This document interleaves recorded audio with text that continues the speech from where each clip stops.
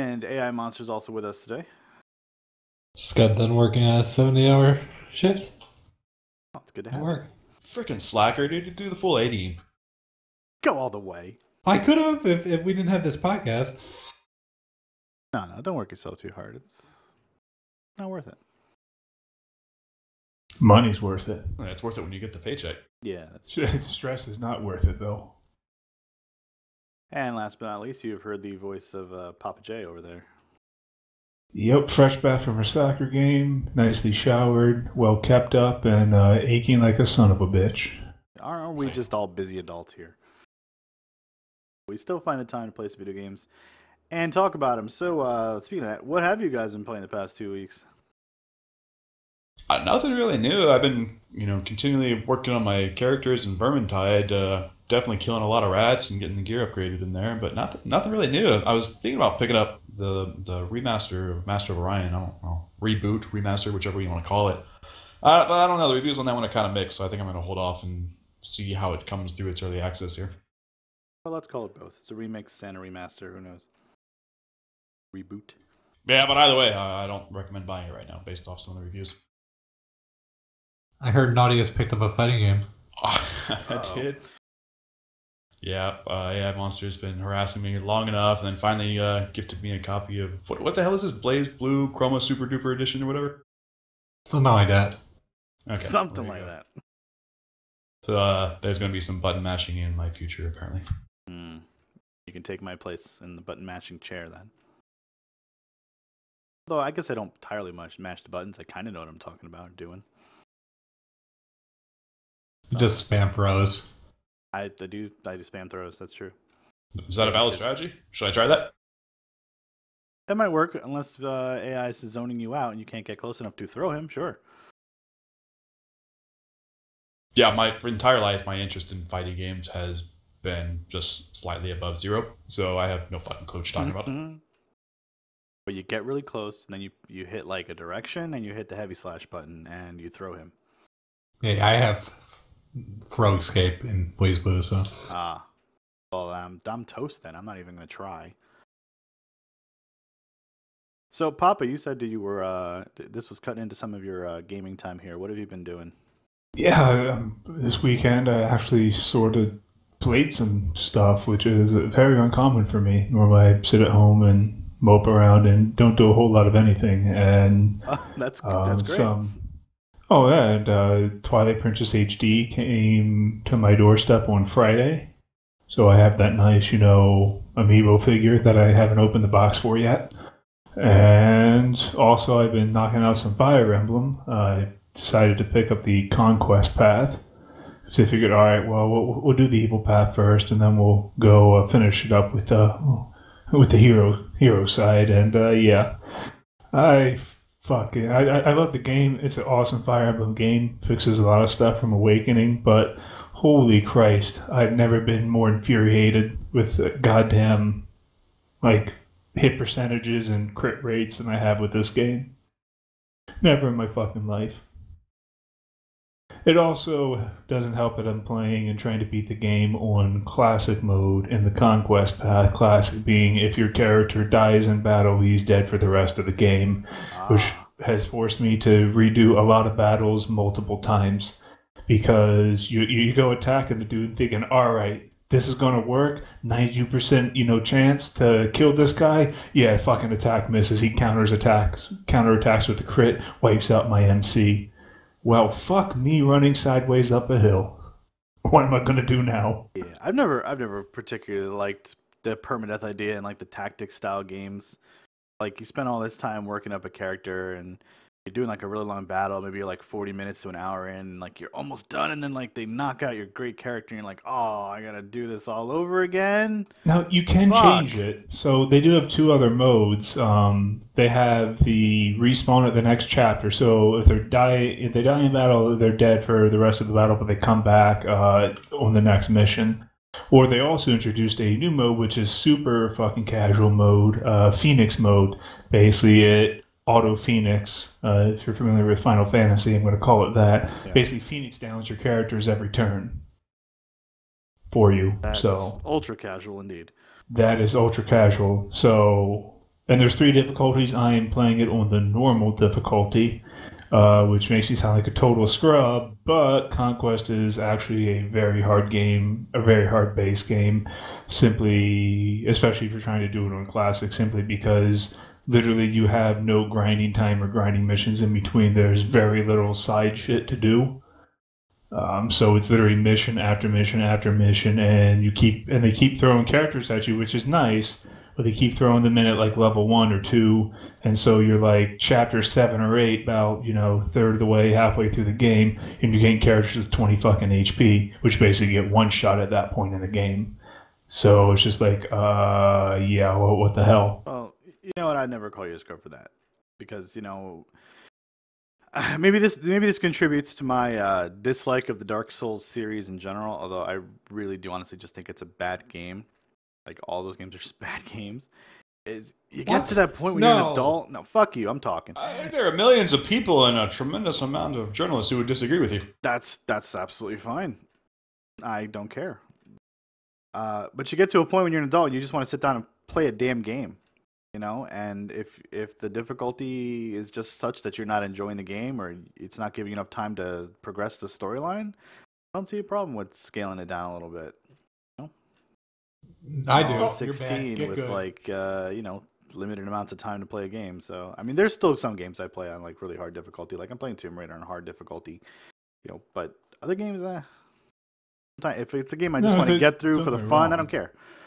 I'm really just struggling because I decided to pick the harder of the 2 games first, which I found out, shortly after picking it that, like I said, there's very few side missions. You have very limited access to gold. There's very limited access to weapons upgrades, raw materials, and just in general, places to beat the living crap out of things and get your characters ranked up in weapon proficiencies and classes.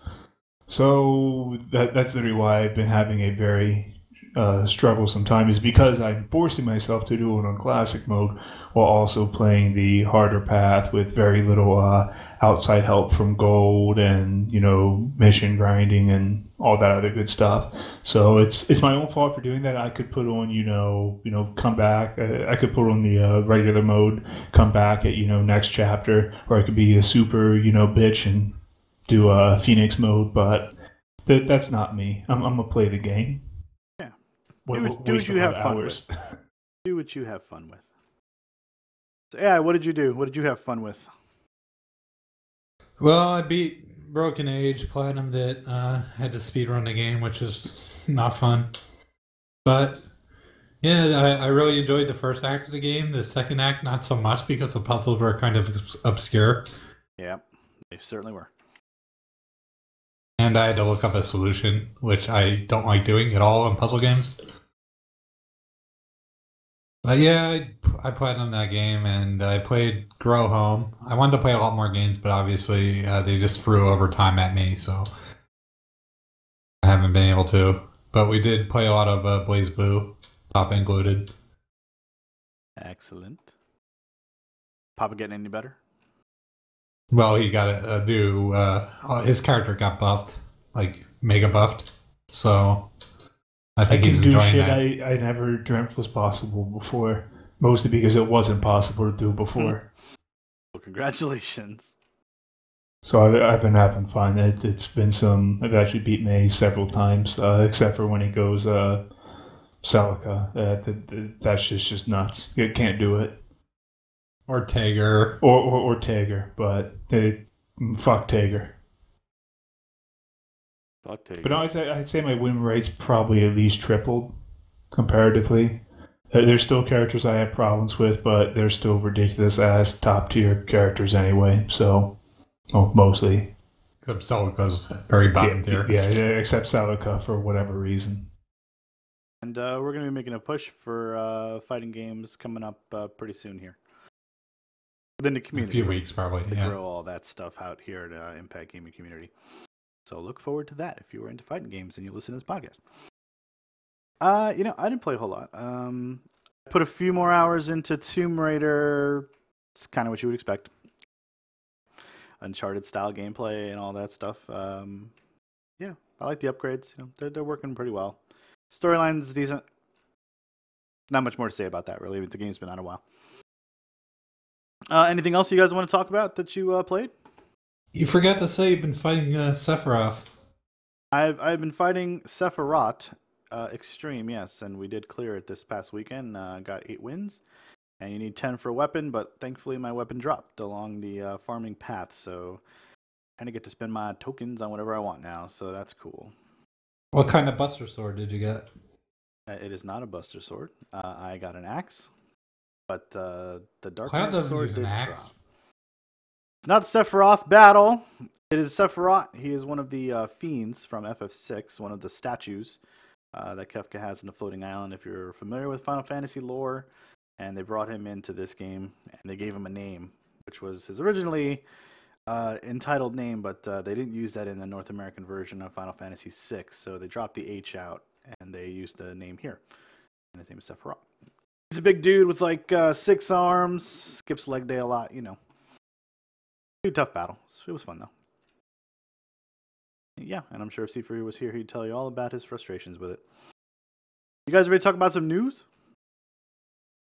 Yeah, let's go ahead and roll into that. So when we were here last time, we talked about the HTC Vive. We had mentioned that Microsoft's conference was coming up. So all that has kind of come and gone.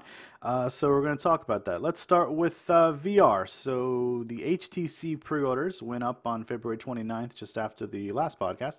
And it is indeed $800. Yeah, it was received about as well as we thought. They've been kind of hush-hush about their sales numbers, but I guess they're saying like in the first couple hours they sold like 15,000 or something. That's not bad. No, Not for bad. as expensive a piece of kit that it is, with a very limited range of titles that are going to be available for it. Yeah, that's about right. I'm sure most of the people that bought it probably bought it as soon as it went out. Yeah, most likely. There was people who were going to buy it no matter what the cost was going to be, and they're getting their pre-orders in, and they're going to get that unit pretty soon. Well, I don't know no matter the cost. I mean, I picked one up, but there's several titles that I play right now that are already supported by it. So you're going to be our guy on the inside then, going forward here. That's correct. I'm already probably going to run conduit up in the attic here to provide the power outlets for the base stations near the ceilings, and I'll be able to have the cables hanging down. Yeah, that's you ready? Cool. You ready to describe the VR experience to us for those of us who haven't used VR, even though it's fucking impossible? I'll have to send my DK2 over to you, May, so you can play with it. And did you happen to run that Valve tool that kind of graded your computer on whether or not it was VR ready? I did. I got the maximum achievable score, so I think I'm solid. All right. So yeah, my Valve. Steam box came in pretty close. So Valve seems to be trying to help everybody out. Let them know whether or not this purchase is going to be worthwhile for them by releasing this little app that you can run on your computer, and gives you a score based on your video card and whether it can support 90 FPS constantly and what the frame drop percentage will be, that kind of stuff, right? Yeah, it's a little demo that they have their little Portal VR experience. I guess they're building, and looked pretty neat. Did anybody else run it? I did. How'd you do? Everything's fine except my GPU, which it can run VR, but it's not really optimal. So did you run it, Greg? I did not run it actually because I know for a fact it's not VR ready, so I kind of didn't bother. Yeah, I was just kind of curious what range like the 680 would come in at. Yeah, I'm kind of curious now too that you mention it. So yeah, I'll download it. I'll download it tonight or tomorrow, and I'll see what's up with it. I saw this article that you had posted, or a lot of the writers over at was it Ars Technica were posting their scores, and man, do not run that shit in a laptop. That does not work at all. No, not even close. Although I don't think anybody has any like the mobile like 970s in any of those laptops, so that'd be interesting to see. Yeah, there was a bit of a pot shot here. I'm not exactly sure how to segue into this one, but despite Microsoft not being interested and stating that they're not going to do any kind of VR stuff on the Xbox itself, they had Palmer Luckey at the press event recently, which was strange, I thought, in a way. And he kind of took a pot shot at Apple here, saying that they're never going to release VR unless Apple releases a good computer, which is which I like him saying. I can. Yeah, it was It's Shaq interesting. News got him in on an interview, and he was basically just ragging on Apple and their lack of putting powerful GPUs in their computers. And I know that you can take a 970 GTX and throw it inside the Macs, but you can't buy one. And most people, when they buy something from Apple, they're buying a complete product. They don't ever plan on cracking it open. Why would you buy a high-end Apple machine? Because you're just going to pay 3 times as much for less power that you can get on a PC. Yeah. Well, I agree. You might as well just throw $1,000 down the toilet, Yeah, he said here you can buy a $6,000 Mac Pro with a top of the line GPU, and it doesn't match their recommended specs. Kind of surprising. I mean, not surprising. But it's Apple. It's a superior computer in every way. I think a lot of people look at Apple as kind of like, this is my Facebook machine. It's kind of sad that where Apple is in the PC space right now, where they're not really pushing anything competitive in terms of graphics or even gaming. I mean, there are games on Steam that do run in Mac OSs, though. Oh, sure. There's plenty of games that'll run on nothing OS for 10. VR. So Apple's going to get left behind here, assuming that VR really is the wave of the future, which has, of course, still yet to be seen, really. But Apple's working on VR. Yeah, I was about to say that's presuming that they don't have their own product in the works. Well, they certainly haven't said anything about it, but they do those conferences at the end of the year, right, where they unveil their new iPhones and all that other garbage that they put out.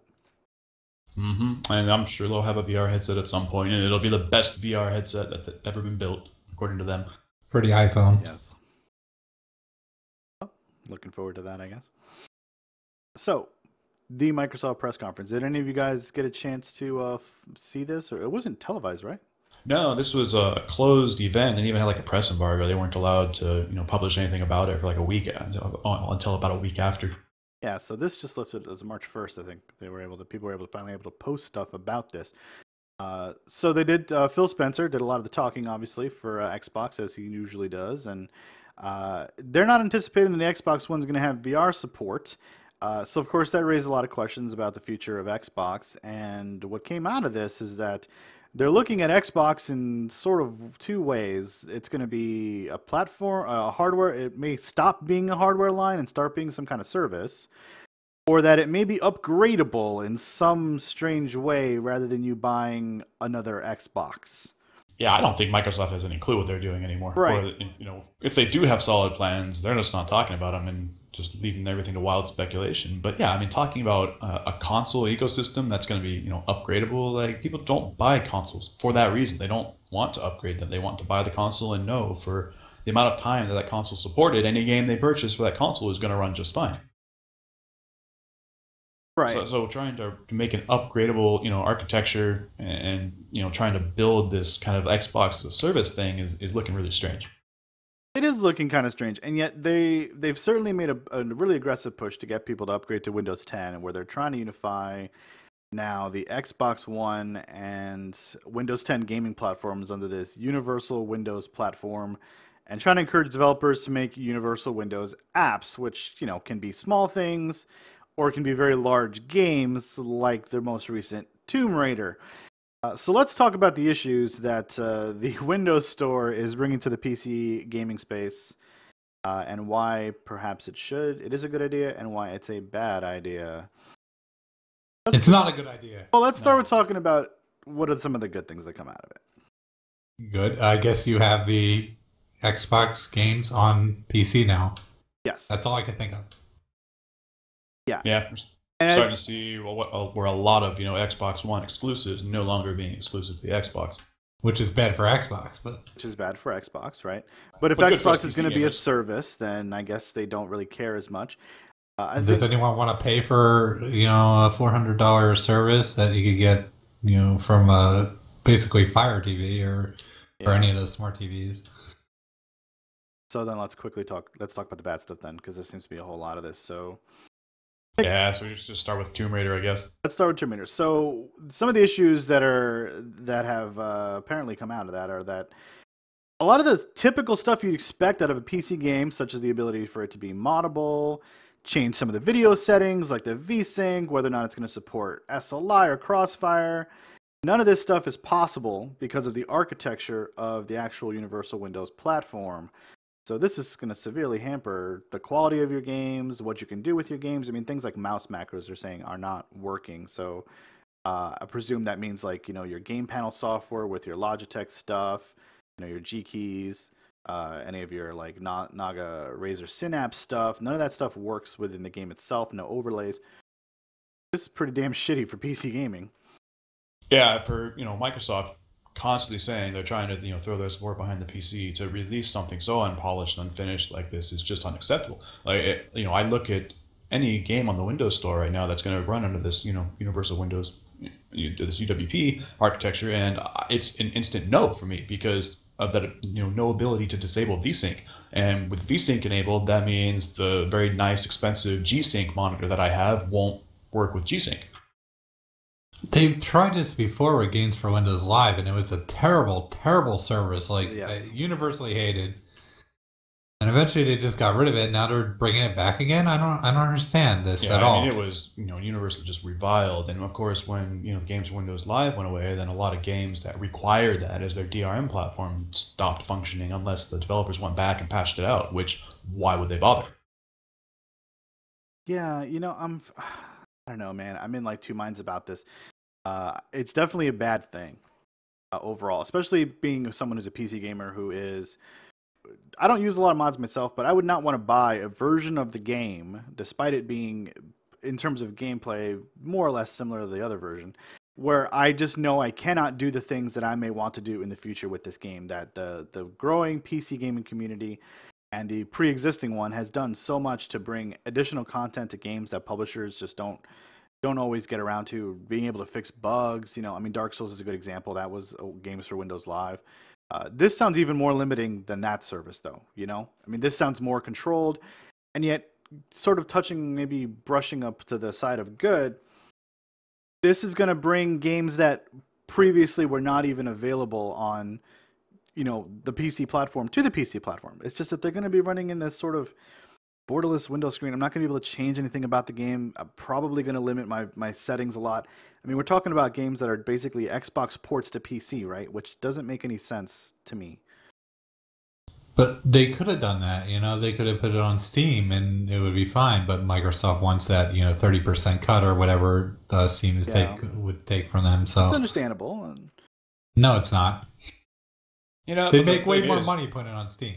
If you intend to develop a competitor to Steam or like Origin and Uplay and whatnot, you better damn well sure that like it at least meets the bar that Steam has already set, and realistically it needs to exceed it. Like, I don't even think the Windows Store has a refund policy on games right now. It does not. So like, why would you go buy games on that at the moment? You wouldn't.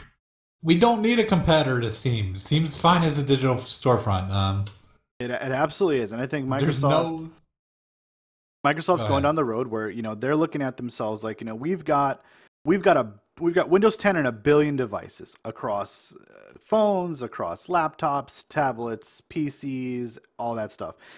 That is a fantastic install base for a platform that, if you built it correctly, will actually make them money in the end. Not losing 30% on a sale to Steam is a big deal.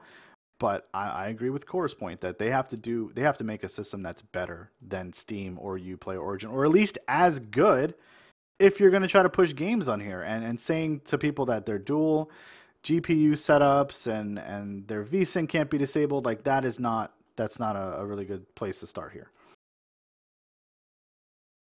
No, it's looking really bad. I mean, and this is Microsoft. They have the resources to throw at something like this and do a very good job. I do not understand how their management let stuff like this slide. So I think the guy who said the most about it here was Tim Sweeney, the CEO of Epic. He talked about how the Universal Windows platform can, should, must, and will die. And the point that comes up in this article here is about the games that are developed for the Universal Windows platform. Somehow custom built with off the shelf PC components. It doesn't make a lot of sense. No, it doesn't. Other than maybe they're trying to drive, more Xbox sales, saying, oh, look, if you want to put this on the PC, you need one heck of a PC to do it, so just go buy an Xbox, please. Oh, wouldn't that be interesting? Oh, boy. Yeah, that's some conspiracy theory, level stuff, but you never know. It might be.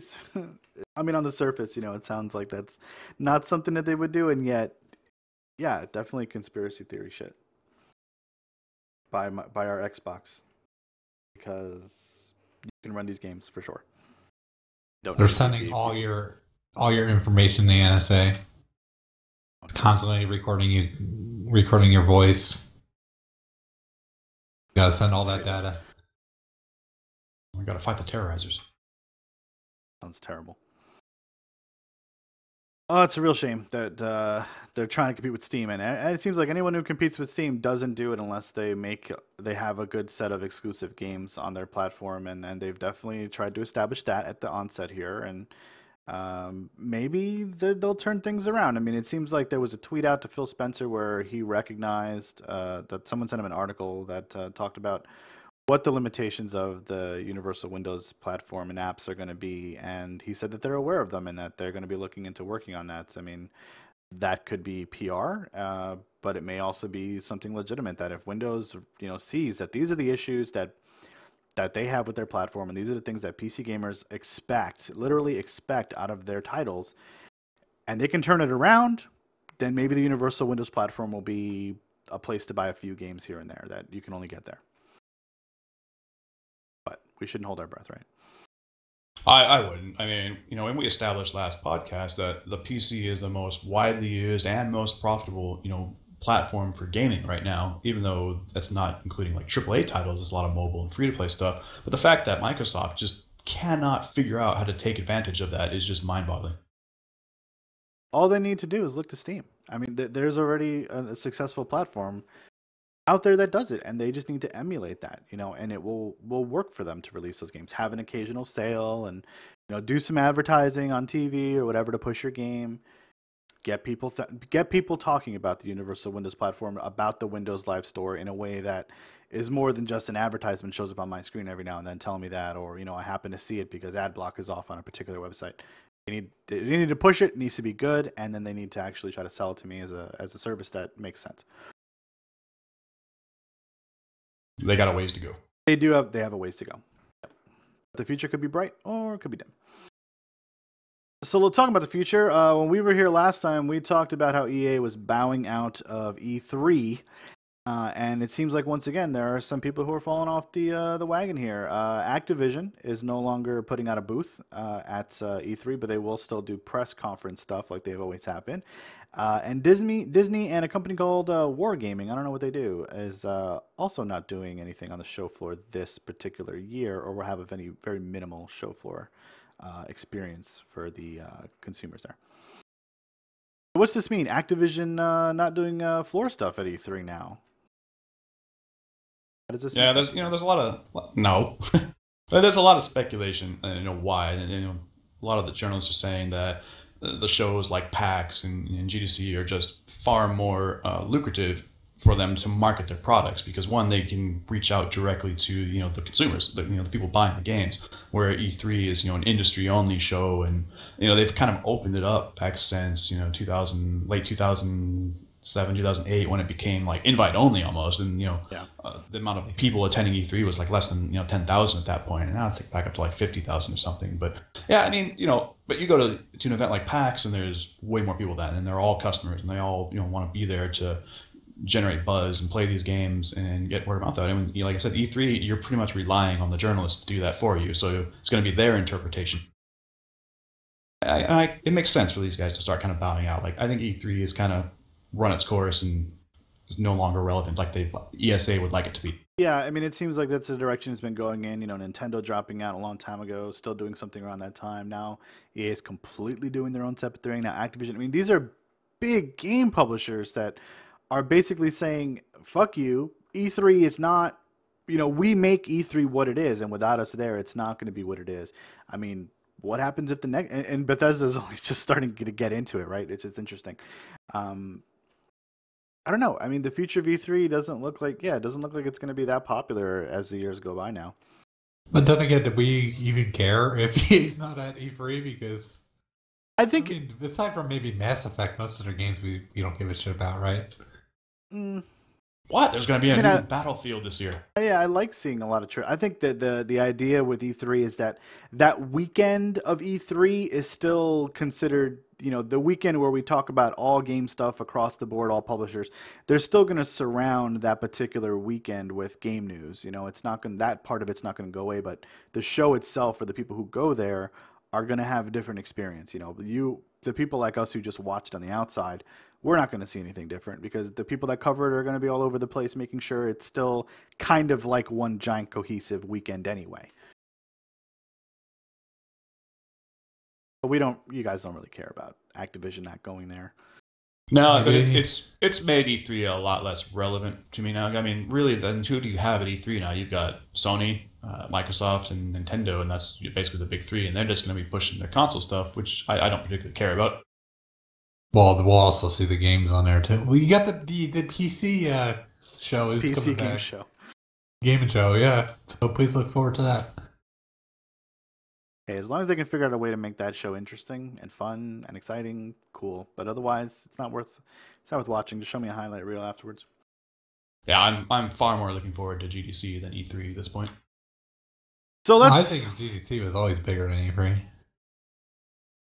Let's bring Papa into discussion here. So, Papa, Nintendo is going to be putting out this platform this year, so it seems. And they have decided that they're going to be funding Ubisoft's dev of Beyond Good and Evil 2. Are you excited at all? Did he just Papa fall out of his chair? Ever play Beyond Good and Evil? I don't know. I don't believe I ever did. It's that's a shame. Pretty popular game. People have been looking forward to a follow-up to this for a long time. I think it's interesting. It was kind of talking about this in the Hangout. Yeah, it wasn't. It originally came out, I think, on the Xbox first, and it didn't do well at all. And so they eventually ported it over to the PS2, and it didn't do well there either. And eventually, they made it onto the PC, and then they did a HD remake, and the HD remake is the one I ended up playing. And I actually really enjoyed the game. I'm looking forward to a sequel. Kind of bummed that it's going to be on the Nintendo NX, but oh well, what can you do? I played the original PC version. So, yeah, this is a strange thing that Nintendo wants to fund because it's not like they've had any connection to this game before. It may not even be the kind of game that they did. GameCube. Was it on GameCube? Yeah, release date was December 2nd and 11th. Oh, all right. So there's a connection there. A small connection. I don't really recall it or remember anything about it. Again, that was over 13 years ago, almost 13 years ago. So, okay, so here's the thing. Nintendo, the NX, we don't really know what the lineup is, but we know that they're going to have their usual first-party stuff is, going to come down the pipe with any new console. But they're trying to bring in third-party stuff. And they've been trying to draw that crowd now back again with the NX and, putting out all those technical manuals and stuff. I almost think it's like a planned leak for, to talk about, have Nintendo in the press somehow. But now they're going to be funding this game. This is a game that seems like it may be close to a launch title. And this is an interesting move for Nintendo because it's Ubisoft. It's a publisher people know about. And they're going to be funding the development for this game on their console, which to me is like, does it make any statements about the technical ability of the NX? It's a dumb move. It's a dumb move. Just like having Bayonetta as a Wii U exclusive is a dumb move because those games do not sell on Nintendo platforms. But will it sell on this Nintendo platform if it is going back to the center here? It's not going to sell on this Nintendo platform. Yeah, I don't know. As a launch title, probably not. If it's if it comes out after they start to establish the NX as a capable, all-around, versatile gaming platform instead of just the machine you need to play Nintendo games, then I don't know. Maybe it could do well. But yeah, like May is saying, not as a launch title. So Nintendo needs to reestablish your trust in them before you believe that Beyond Good and Evil 2 will be a good game for them on their console. Yeah, I mean, people are buying Nintendo to play Nintendo games. They're not buying a Wii U to go play, Activision or EA or Ubisoft games. I have no doubt Beyond Good and Evil 2 will be a good game. The first one was excellent, but I don't think Nintendo's going to sell much. This game's not going to sell on the NX. Oh, you gotta remember who ultimately gets hurt by that. Ubisoft or Nintendo? Sounds like Nintendo, because they're footing the bill. Yeah, well, I'm sure there's some legal stuff in there that'll protect them from putting all of it. No. Or in the event of a loss. Nintendo's just Oh, going to dude, constant. if you think that they're footing that entire bill, no, you aren't aware of corporate politics and asshattery. Maybe not the entire bill, but They'll have some outs in there. They'll have some outs in there to prevent them from taking the major hit, but...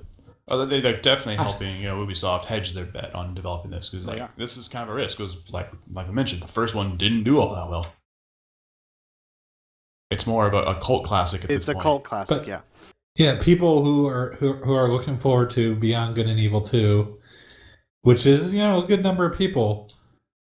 They're probably not going to buy a Nintendo platform just to play Beyond Good and Evil 2. Maybe not.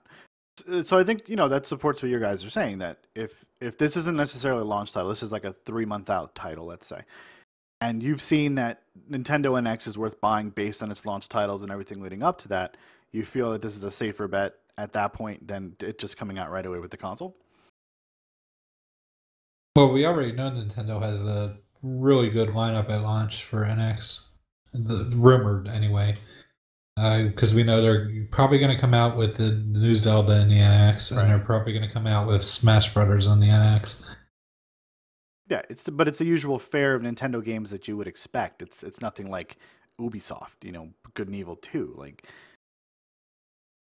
it's not going to capture a new crowd. And I think if you're talking about an Ubisoft game like this, which has a cult following, which I completely agree with and totally is true, then how much of that particular crowd cross sections with Nintendo fanboy? I'm not a Nintendo fanboy, so Zero. I don't have very little to say here.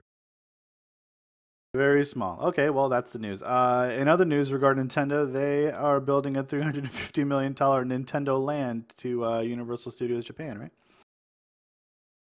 So I guess this is, they were talking about this, when they were explaining how they plan to broaden, the scope of the Nintendo brand, basically, how they want to start getting that name back out there and ingrained in people's heads. And I don't know, I guess building a theme park is one way to do it. This is a good move. Seems like a pretty expensive way to do it, but yeah. Sure, it's expensive, but it's gonna give them a lot of brand recognition. And they'll be able to sell their Nintendo products there and make a percentage of the cut. Well, let's put it this way. It's not costing Nintendo anything, so it's apparently Universal Studios that's going to be footing the bill for this. I think that's great. No, pretty much win-win. And this is what I've always dreamed of, like to have a Mario Kart themed go-kart like thing, right? That's going to be there. That sounds really cool. Like there's so many great Nintendo concepts and titles that you can bring to a platform like that. Like dress up camels like Yoshis, all right, and say everyone's going on a Yoshi ride today. Do some real life platforming. Do real life platforming, yeah. Yeah, that's pretty cool. And a lot of like theme park rides are starting to actually branch into adopting some of the PC gaming technology. I think Six Flags Corporation, whatever, and a lot of the theme parks, they're starting to pair like VR headsets with their rides now. So you get on the roller coaster and they have this VR headset you can throw on that basically puts you in like the cockpit of a fighter jet, through this kind of scripted scene. While you're on the roller coaster, you're watching this action in VR. So I mean, I could definitely see stuff like that working for this Nintendo Land. Yeah, oh, absolutely. If they're willing to adopt it. All right, so we talked a little bit about Steam already. This is just kind of a quick mention, but Steam bundle prices will now be reduced based on the number of titles in the bundle that you already own. So previously, you would buy the whole bundle and you'd get like a friend gift copy, right? So they're no, I don't think you got anything, did you? No. You bought a bundle and you didn't have the. I think the bundle had to like explicitly state that if you already own one of the games, they would give you a gift copy. Yeah, I think that's otherwise right. you just got the games in the bundle that you did not own. And so this is great.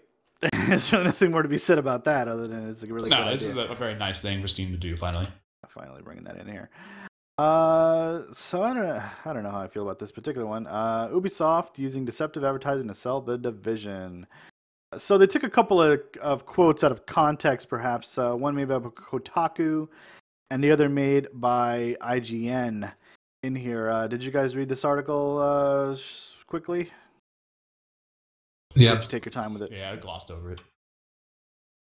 So Ubisoft had contacted a Kotaku author, Tatiana Morris, where she had said something in her article about we'll blow Destiny out of the water, and what she was discussing really was the beta participation numbers in terms of how many people were going to be in the beta for Destiny, and they took it out of context to make the game sound really fantastic.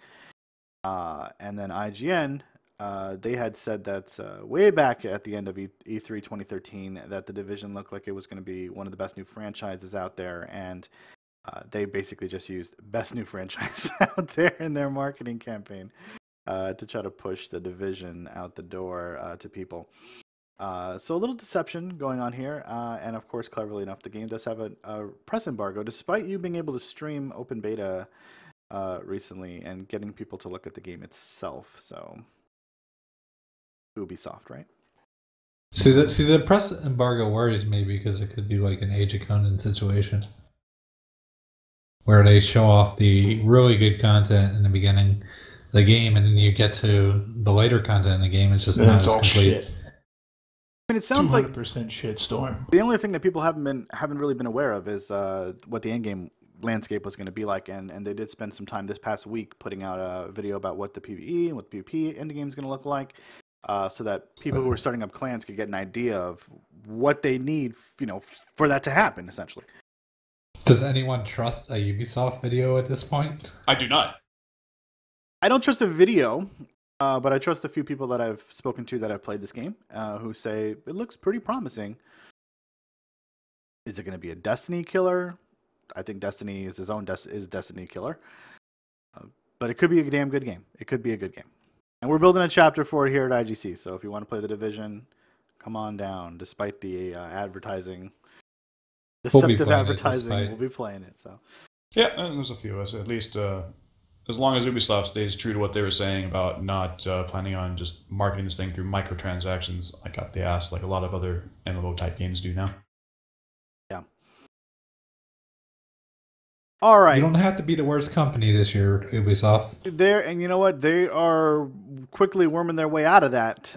This is maybe sort of a step backwards a little bit, but I think for the most part they've done pretty good. And pushing back Assassin's Creed, talking about making quality games rather than just hitting deadlines.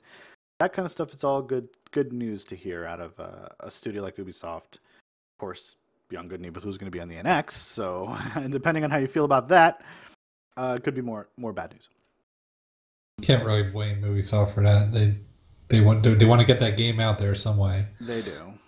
And they don't think it's going to sell enough copies, so Nintendo offered to fund it, and yeah, they're taking a risk. Nintendo's taking a risk, so I feel like it's goodwill on Ubisoft's part. They don't have to accept that. They don't. They probably have more than enough money to fund the development of that game. All right, so Cord, do you want to take us through some of this tech news briefly here?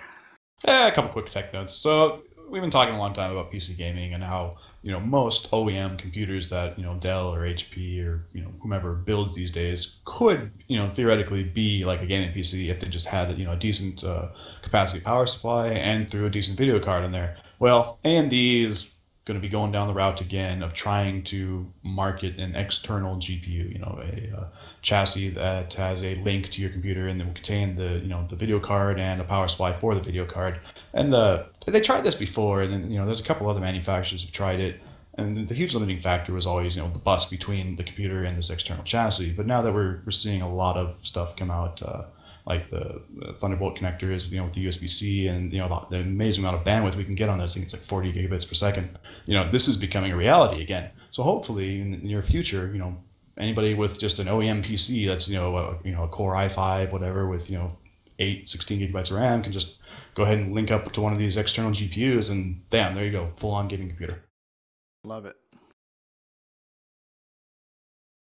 And what was the other one? Oh yeah, some DirectX 12 news. So DirectX 12, one of the main features in that was if you have two video cards in your computer, or even from unlike manufacturers like NVIDIA and AMD, DirectX 12 can leverage the rendering across both those video cards to increase your performance substantially. And we actually finally got some benchmarks of that through the Ashes of the Singularity game, which has kind of been the DirectX 12 showcase for a while. And the performance increases are pretty substantial. But what we did not see was like a true gaming quality like graphics card paired up with like the Intel like integrated video solution. So hopefully we get some benchmarks on that, because that's going to be very likely what most people are going to have initially.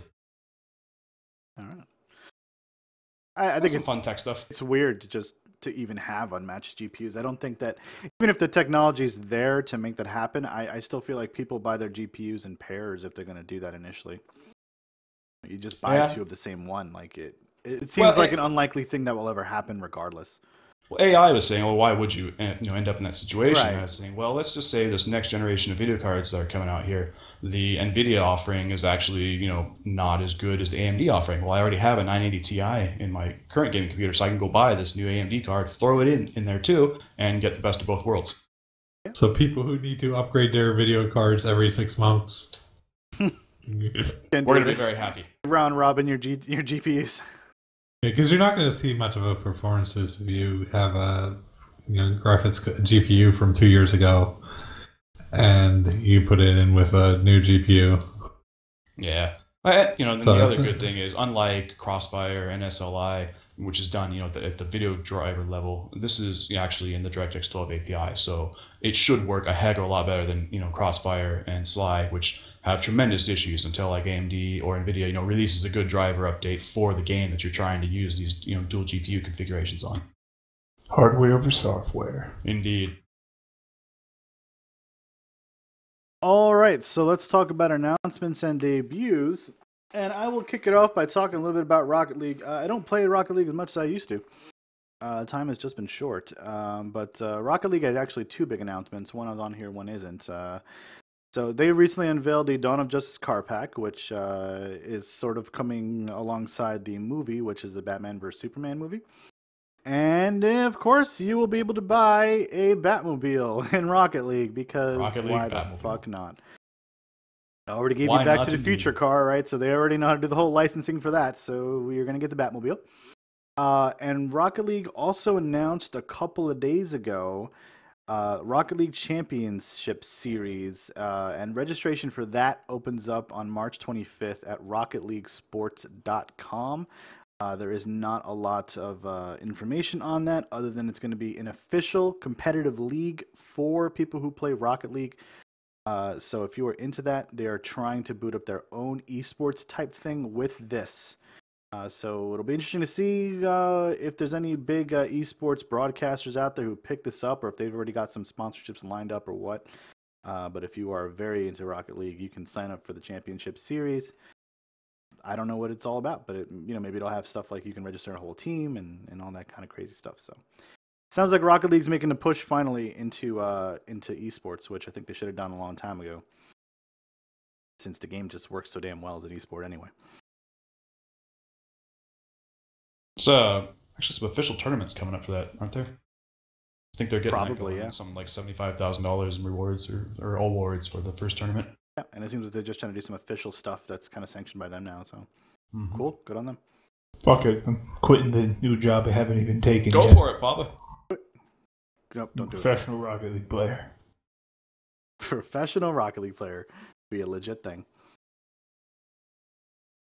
All right, so this is bad news for Papa's draft, but Mass Effect Andromeda has officially been delayed into Q1 of 2017, but there will be a new Battlefield and Titanfall 2 coming at the end of 2016. Fuck them. They need to take those games and spend the time to redo them good and put them in 2017. I was going to mention here, so what we know about this is that an EA exec was basically saying that Andromeda will be out in their fiscal Q4, which in real world terms is Q1 of 2017. Right. So unless we get further clarification on that, that's pretty much where it stands right now. And I haven't seen EA refute this release date at all. So I mean, I think it was likely. With the scope of title that they're talking about. I mean, looking to bring back Mass Effect.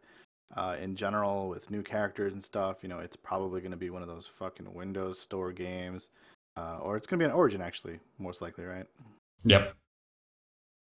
I'm looking forward to it, though. It's not a terrible move either. I mean, you know, it's probably better that they get it out of that busy holiday release cycle. Yeah, I completely agree. I never saw Mass Effect as one of those games anyway that really captured people around the holidays. I don't know. It's just not one of those games. Okay, and another release date. No Man's Sky is releasing on June 24th for PS4. June 21st. June 21st. June 21st on PS4, 24s. There was an accidental listing on the. I actually did see this. An accidental listing on the PSO store that said it's going to be a $60 full price title.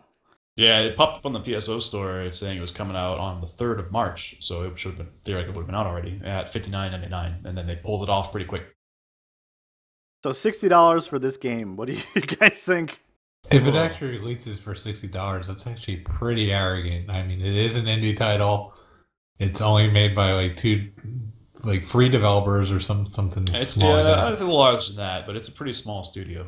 And it was, like I was saying, initially an indie title, and then Sony scooped it up as an exclusive, and then they're like, well, it's not going to be an exclusive. It's going to have a PC launch too, but who knows when that's going to happen. So this is actually one of my draft picks, so I would like for it to do very well. I don't like that price. I think they probably should have been aiming for like 30, but what can you do? Yeah, that's I don't know. Based on everything we've seen for that game, I don't feel that's a good price either. I feel like $39.99 might be more like in the ballpark there. This is one of those examples of an indie studio trying to put out a game that they're trying to justify as a AAA kind of type of game. But, until people get their hands on it, we're not really going to know if that is true or not. So they've had a pretty good push getting this thing into the hands of the press. And the press have actually been pretty happy with it, reading a lot of the articles about it. So I'm hoping it's going to do well. And everyone has that question. Like, they see this game and they're like, wow, that looks really cool. What do you actually do? Yeah. And so does it have legs, get that out there right now. But, I mean, it does worry me that with the pricing that, these indie games used to be $20 or under. I don't think I've ever seen an indie game years ago that was more than that. And now you're just seeing them, $30, $40, and now we're going full price, $60 here. Mm-hmm. I mean, yeah, the Witness being $40 was a surprising price point to a lot of people. And it did sell well. So it sold really well, and when people got their hands on it, they said it was worth the price. So maybe this will be worth $60. Press only gets a few hours with the game usually before they do their review and more or less never see it again. Does the game have legs? Does it have staying power? Is all that procedurally generated shit going to keep you playing the game for a long time? But I want my games cheaper. Well, we would all love them to be cheaper, I think. Free would be good. Well, you could just keep playing your PC games. You get lots of free-to-play games, right? Right, Nani's? That's right. A whole bunch of them. All right, May, why don't you take us through for a little bit until we get to the Nintendo games, then Papa can talk about those. All right, we have The Surge is releasing. It's a violent action RPG sci-fi game. It's similar to Dark Souls. They're going for that feel, so something really difficult. No one really ever emulates that properly, though. No, no one ever does it. High difficulty RPG games that do well are the Souls games. Anybody else who tries to emulate that formula, they just fall flat on their face. We haven't seen many emulations of it, to be fair. The Neo game is also emulating that. That's coming out in Japan soon. I'd be curious to see how it does. Yeah, I'm going to keep an eye on this one. Koi is an exploration adventure game where you play as a koi fish. Oh, this is everything I've ever wanted. This actually looks really, really fun, actually. Relaxing it's like a tablet game, in my opinion. This is fantastic. So, yeah, with this, as soon as somebody ends up making Certified Public Accountant Simulator, I'm set. That's, bucket list complete. Be a koi fish. There's Chair Simulator now. All good. The world is complete. This one definitely has a gameplay at all. It's decent gameplay. I mean, you play American Truck Simulator. Indeed. Naughty, I don't know if you could Touché. Make that joke. Driving an American truck is an important thing in some spheres. We got Thimbleweed Park, a retro point-and-click adventure game. I'm not really too fond of this Audience's style. favorite. Is it Naughty's favorite? We talked about this one like last year. I'm pretty sure it has like a Maniac Mansion kind of style, and it's made by those guys. I don't think we did talk about this one. Maybe we did. No, we talked about this. Yeah, I think it came up briefly. I don't remember. It is made by the Maniac Mansion guys, Ron Gilbert and Gary Winnick. This looks so basic. Yeah, it's definitely a retro-looking game. Hooray! And we have rules about those kinds of things now. Oh, you do. I'll take it for what it is. Apparently, I forgot to include the trailer for this one, but Refactor is a side-scrolling platformer where you could rotate and move entire sections of levels. So you could kind of like put them on like a puzzle, Tetris style thing, and then you could actually go and platform in those levels. So it has a puzzle element to it. That's an interesting spin on a platformer. Near Death, survival adventure game. I don't really even think I need to go into detail about that one. It's first person. You walk around, you try to survive and kill things. There's no combat in the trailer, so I'm wondering if you actually have to kill anything. If it's probably like not. An alien survival isolation game. deal, where you just kind of are being hunted and you run away all the time. There's new Double Dragon games that are in development. So who's looking forward to that one? Well, I could be. Yeah, I could be. It's kind of funny. Like the old like isometric and side-scrolling beat 'em ups were always pretty fun to play. Yeah. In fact, back in what was it, Saints Row the Fourth, they had like a section of the game where like it turns into like a side-scrolling beat 'em up, and you're playing it co-op with another player. It was tremendously fun. And they said that there's more than one game in development too, so there's going to be a few Double Dragon games coming in. How exciting! What a time to be alive. Rive, bullet hell shooter. It's coming out like on every platform in existence. I was looking through the trailer here, trying to figure out what makes this game different than other bullet hells, and I don't see it. All right, moving on. Find out more. Moving on. I don't have much information about this one, but it's called Candle, and it's an adventure game. The trailer just kind of set the tone for the game, but didn't show any gameplay. Cinematic trailer. Neat art style.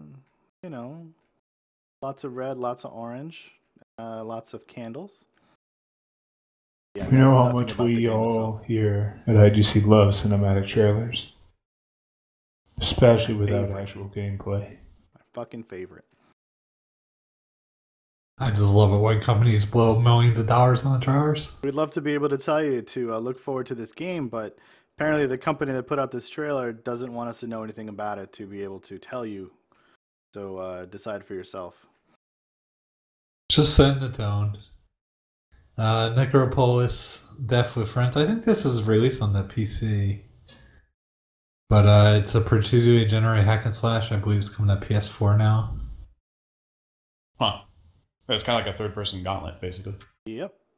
It looks like there's co-op, possibly, based on the trailer here. I would assume so. It says Death with Friends in the title. Polygonal and... Yeah, cool. A bunch of Kickstarter games are getting got trailers. Nightcry is a horror game from the developers of Clock Tower. Was it Clockwork Tower? One of those. Clock games. Tower, yeah. Yeah. An older game. Pretty old game.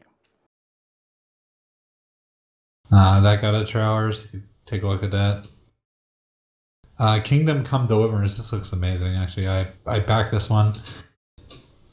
It's a Skyrim-like action RPG. It's more realistic than Skyrim, though. Yeah, it's kind of going for that. Combat. Yeah, it's going for that Witcher motif almost in some of the animations here.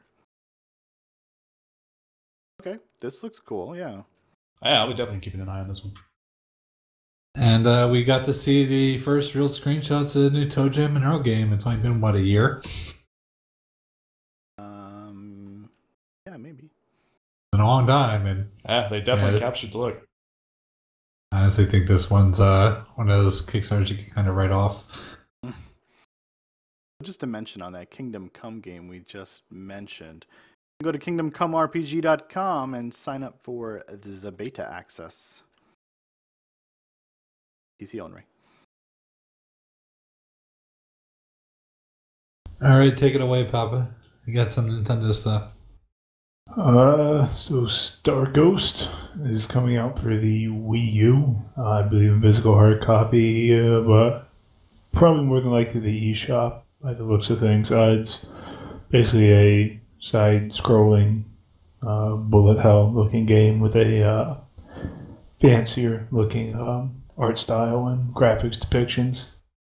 It's rated PEGI 7. Yeah, so it's I don't know what to say. It's basically Contra. It's basically Contra with updated graphics and weird looking weapons. It's kind of like Gradius for children. Yeah, so something like that. I like that, Gradius. I didn't even think about that. Yeah, it is a game I have not heard in a long time. But yeah, it gave me nightmares. I don't know. I don't know what to tell you. It's a bullet hell that doesn't look like as much hell. Just lots of pretty colors and wavy missiles. Big news, I suppose, for all the Pokemon fans out there. Pokemon Sun and Moon were revealed, and they have a likely release this year. Q4 2016 is what it says. Pokemon RPG is a Pokemon RPG. They throw in a few more Pokemon, give you a different fucking continent, and that's about it. You're pretty much at this point gonna like them or hate them, because you've either played too fucking many of them to care, or you're just absolutely infatuated with the idea of Pokemon, and you buy every single fucking one that comes out because you're a nerd like that. Or if you're IGN, you lowered a review 3 points because it has too much water in it. You just have to ask yourself one question. Do you want to collect them all? And if you do, you will buy Pokemon Sun and Moon. And if you don't, you will bypass this title. And you'll forever be, called a pussy for not following through with your dreams. Okay. There's something demotivational like that. It's really dire. You don't make claims and not follow them. Oh, your whole life is over because you don't really want to collect. You don't want to find Mewtwo in this game, or whatever fucking Pokemon is in this game now. Lost track. I lost track back in like the 1990s. I'm not gonna lie. I didn't even lose track in the 2000s. I lost it back in the 1990s. But yeah, 150 forever. Coming out this year. Yeah, a new Pokemon coming out this year. If you like it, go buy it. If you don't, and you get tired of fucking buying them, then don't buy it. It's pretty simple. You love them or you hate them. It's kind of like the dichotomy there. Good news, new Metroid trailer. Bad news, not the Metroid we've all been wanting. Oh, really? Because this is the Metroid Prime Federation 4, so it's that one on the 3DS that has the co-op stuff. I play up to 4 people with it. The trailer is actually pretty decent. It was from IGN, so meh. But they basically 11 minutes of pure gameplay footage with a commentary overlapping it. I think they kind of got the essence of the Metroid thing right. Assuming you took like an old Metroid and threw 3 more other people in it and tried to do all that stuff, but it's just not the Metroid I want. So I'm disappointed because it's not the Metroid I want, but I could see the thing if you and 3 other dudes like 3 other your buddies and shit want to get out your 3DSs and have some fun, because you all miss Metroid and you wish Nintendo would fucking release one. Yeah. But essence good, solid, but not the Metroid we're looking for. Mario and Sonic at the Rio 2016 Olympic Games. I don't think anybody gives a shit about the Olympics to begin with. The rest of the world might disagree with me, but I like the World Cup more.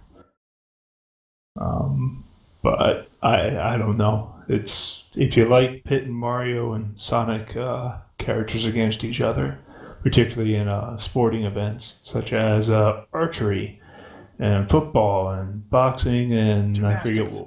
gymnastics. I think they showed some other shit I don't There's some remember. soccer in there. Yeah, some soccer, some biking. Yeah, I don't know. It looks like just another one of those great Nintendo party games, where there's a concept that they're just going absolutely all in on. It's Mario versus Sonic, and there's enough characters on both sides to make that happen. So, No, I was quite impressed. I saw some ones I hadn't seen in a long time. So at least they got a good cast for it. But again, it's a party game. If I'm gonna go both $60 on a party game, probably gonna be like another Mario Party game. yeah. Or exactly. Dokapon Kingdom, because Dokapon Kingdom is a nice classic, and that's how friendships are destroyed. I don't even know what that game is. All right. Well, Go find it and play it with a few guys, and you'll see what I mean. Friendships are destroyed. all right. Nintendo destroying friendships. All right. So we got some VR stuff here. Maybe Naughty's wants to talk about it, huh? Yeah, I can talk about them. So first up, we've got what is it? Dragonfront, which is a combat card game played out on a virtual reality little battlefield. Kind of think like Magic the Gathering meets Battle Chess. So as you play the cards, Hearthstone. Yeah, I guess that would be more relevant in this day and age. But so as you're playing down your cards, the battles are taking place in this virtual battlefield. Looks pretty entertaining. It certainly does. Looks really nice. Like this would be something I would pick up. It's very, very nice. If I had VR. We've got next up Viva Ex Vivo, which is a cell game, think like cell, like microorganism, similar to what was that, Agar and IO, and like the first part of Spore. But yeah, you're this little microorganism that's swimming around inside some type of other living creature or something, and I don't really know what you're gonna do. Looks pretty. Looks like you consume big creatures smaller than you and avoid creatures bigger than you, kind of like Agario. Yep, I don't think it's going to be much more complicated than that. What else? We've got Audio Shield, which is going to be for the HTC Vive, which is kind of like a rhythm game where you're in a little VR playing field and elements of the music coming in and you're punching them with your hand controllers. Did you guys watch this one? Felt like I need to go take a hit of X and grab a pacifier or something. Yeah, I don't get it, but it's also really hard again to capture what the VR experience is going to be from watching a video. Mm-hmm. Yeah, I don't get it at all. It doesn't look particularly interesting to me, but I'm sure there's somebody out there who will enjoy the heck out of this. Looks like a pretty simple game that you have fun playing for a few minutes and then forget about. It does. I think the games here we're talking about really show the variety of games that they're putting on this platform now that it's just right around the corner. And some of these trailers are going to do the games justice, and some of them are going to fall far short of the mark, I think. Mm-hmm. And last but not least, we have Time Machine VR coming in April 2016 to the HTC Vive and PlayStation VR at some point in the future. This one, you are in a time machine and you're some research cadet at some institute in the future, and they're sending you back to the Jurassic period to collect data for some critical mission. And it looks like you spend a lot of your time in the ocean, and there's these immense ocean-going creatures from the time period. I don't know. Looks very good. I don't know how much fun it will be. And it will be on Oculus and Vive, so yeah, you said PlayStation VR, so. I think this is kind of an interesting topic because I think these trailers can't really show the game off too well. So I think demos are going to make a comeback. Demos kind of fell out of. Sure. They used to be popular in the 90s, but you still have the problem fronts. of how do you experience that demo without the headset? Well, I'm not saying. I'm saying when VR comes out and people will adapt. There's ways if they do a video recording, using the split render, and then you pick up the Google Cardboard or whatever, just the cheap little by convex headset, so you can view these videos in their full 3D. Then you're fine. Go get a Google Cardboard if you haven't tried it. Google Cardboard. Yeah, people keep telling me that. Yeah, if you've got a relatively like modern, Android smartphone, just go grab a Google Cardboard. You'll get some idea of what people are seeing in these VR headsets. But for Vive in particular, that's not gonna show off the immersiveness of it, because it's not just about the display. No, that's true. The whole room tracking and the motion controllers and everything, that's something you just have to experience yourself. I mean, go to Best Buy or something and play it there. That's why I think demos are going to be really important when VR comes out for selling these games. That end, yeah. When they're in the store and you can try it out, yeah. Yeah, they're going to have to get these things in the brick and mortars. That's just a given. All right, so we've got not too long a list of upcoming games. So AI is going to take us through what's coming out between now and March 20th. So we got a lot of ports coming out. Oh boy. You got Mind Zero, which was a Vita release originally. It's coming out on PC. It is kind of classic style dungeon crawler, like the old Might and Magic games. It got kind of mixed reviews. I'm not really going to recommend people pick this one up. It's coming out March 7th. If you do really want a classic dungeon crawler RPG, you grab it. Koat is coming out for PS4 again. This game got mixed reviews. It was originally on PC. It's a horror exploration game, and it's coming out March 8th. The big title for this time frame is Tom Clancy's The Division, and that is coming out March 8th, Tuesday. It's an MMO shooter, and it's coming out on PC, Xbox One, and PS4. And as we mentioned, we're going to be playing that in IGC. Fire Emblem Fates Revelation is a tactics RPG. It's the mix between Birthright and Conquest, where you could kind of get both campaigns together. I believe the people who ordered the $80 edition of the game got this early, but now you get it separate. So it's coming out on 3DS March 10th. It got better reviews than all the other campaigns too. It's at a 93 on Metacritic right now, which I think is the highest game this year so far. That's pretty damn good. True end, folks. Moon Hunters is an action RPG. It's coming out on PC March 10th. This was a Kickstarter game. Death Smiles, another port. This is a 360 port. I don't know why they released this game on 360. I don't know why Cave releases games on Xbox, but it's a cave shooter. It's a bullet hell shooter. Well, the very definition of bullet hell, you need to be a fucking pro to play this game. It does have multiple difficulty modes, but if you're playing on the hardest of hard difficulties, you need to be super Japanese to beat it. But it's coming out on PC March 10th. Another PS Vita port, oddly enough, coming out on PC is, I don't even want to pronounce this name.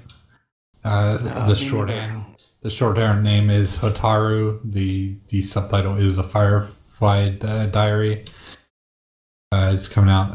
It's an adventure platformer, and it's coming out on PC March 14th. Hitman. I don't know. Is this the original Hitman? Looks like a reboot. Is it a reboot? Yeah. Okay, a reboot of Hitman is coming out. It's a stealth shooter. It's coming out on PC, Xbox One, and PS4 March 11th. Senran Kagura SO Versus is coming out. It's a fighting game with lots of boobies. Bouncing boobies. Oh, you're going to pick this one up, aren't you? I already had the Japanese import version. Alrighty then. And I platinumed it. So. Alrighty then. PS4, PS Vita, March 15th. It's a very good title. If you get past the fan service, or if you enjoy that fan service, more power to you.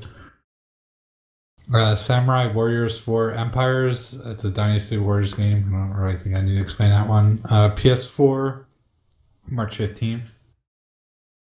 Aegis of Earth, Proto Novus Assault is an RTS coming out for PS4 and PS Vita March 15th. So I'm kind of interested. It's not really a game you'd expect to come out on Vita and RTS, but it's there. It has some...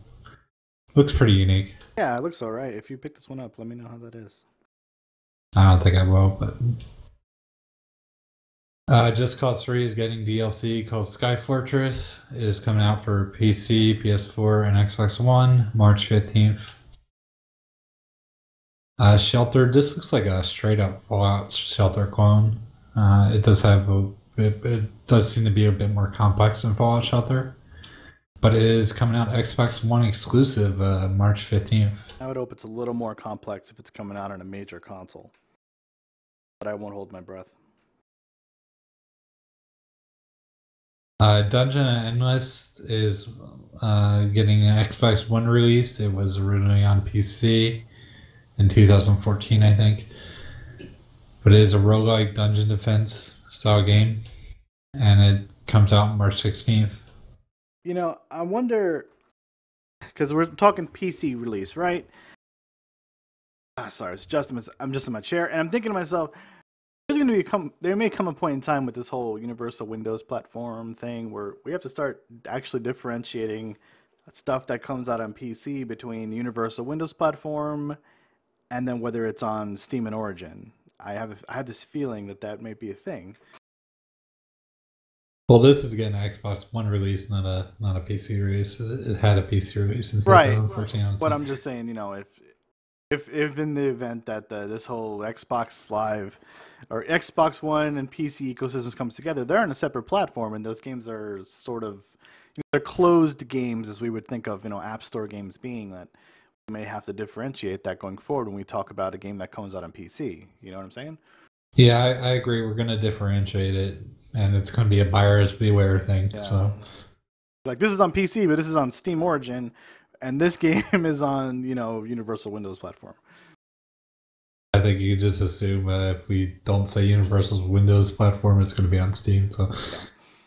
Well, we'll cross that bridge when we get there, but it was just food for thought.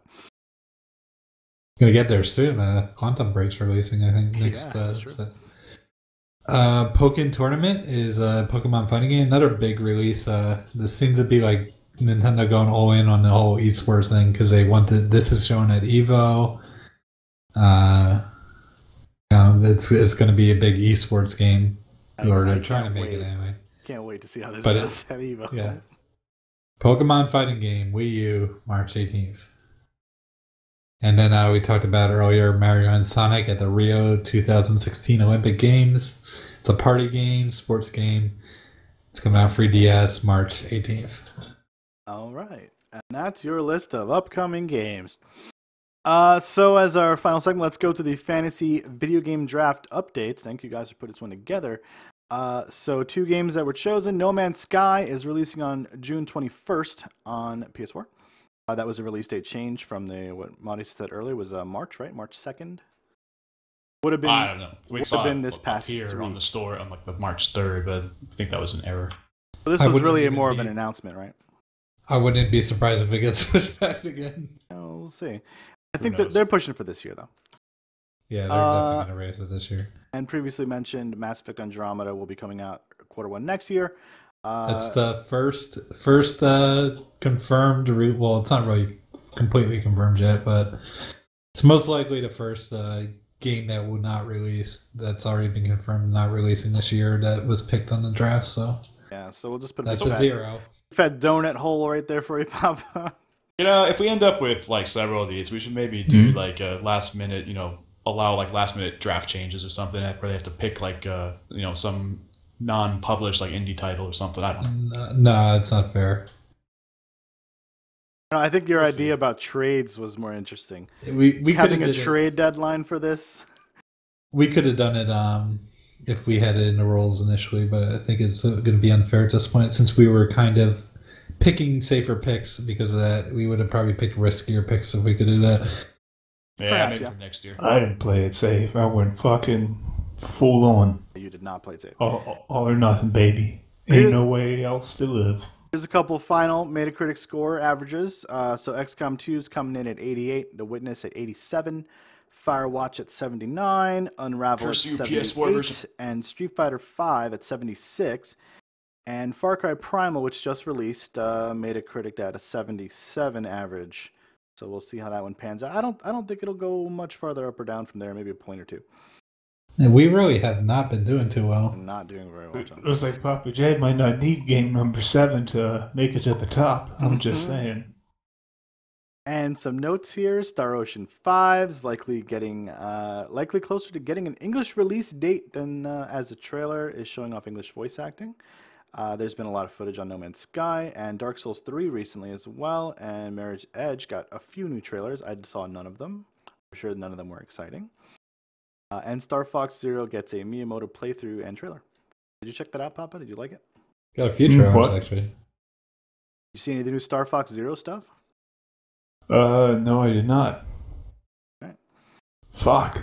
And in response to people bitching about the Doom box art being fucking boring, there's been a couple of new box arts shown off for that game as well. That game is on the draft list. All right. Anything else you guys want to bring up before we close this bitch down? All right. Oh, I guess when they did Kickstarter news, Ukulele and Bloodstain Ritual of the Night are making steady progress. Maybe with Bloodstain, Iga likes to do he likes to get the fans' input, so I guess they just decided like a week ago on the shaders and the background color palettes that they would be using. Fan picked, of course, which is nice. Yeah, that's He cool. likes to get fan input and then completely ignore it. We'll see what happens to the finished product then. But yeah, those two games, they look pretty good. They're both going to sell really well, I'm sure. When they finally hit the shelves. I'm actually surprised nobody picked Bloodstain on their... Yeah, I took Ukulele at some point, didn't I? Yeah, you did, but Bloodstain was also having a questionable 2016 release date because this came after Ukulele, and knowing it's Iga, he's going to do a big project. So I thought about it, but I remember him putting out the official thing that, is when you did the Kickstarter thing, you get to say, estimated release date. His said October of 2017, I think. Yeah. So I was like, oh, there's no way. It said something in 2017. I was like, oh, no way, that's going to get done in 2016. Can't make too many risky picks. Right. Let me see what it says real quick. Can't go full retard. Yeah, it says March Never go full 2017. Yeah, There we go. Yeah, so I wasn't even going to fucking put that one because I know that date gets 6 months added to it by default. All right, so that about wraps up the 59th episode of the IGC podcast. We're going to see you guys in 2 weeks on Sunday, March 20th for our big 60th episode. In the meantime, if you like what you're listening to, you can follow us on Twitter at impact_gamingcm, on YouTube at Impact Gaming Videos, where all these podcasts are listed, with the exception of Podcast 57, which was lost in the ether. Or you can listen to us on iTunes by searching IGC Podcast. Tell your friends, subscribe to us, leave us a review, check out our streams, check out our website. You guys know where it is. And if you have any questions for the podcast, email us at podcast@impact-gaming.us. We thank you guys for listening. For all our people on Twitch who might have been listening, or anyone else anywhere out there, if you're listening to us on a Monday, on Tuesday, any day of the week, we're glad to have you. Thank you guys very much. We'll see you next time. And until then,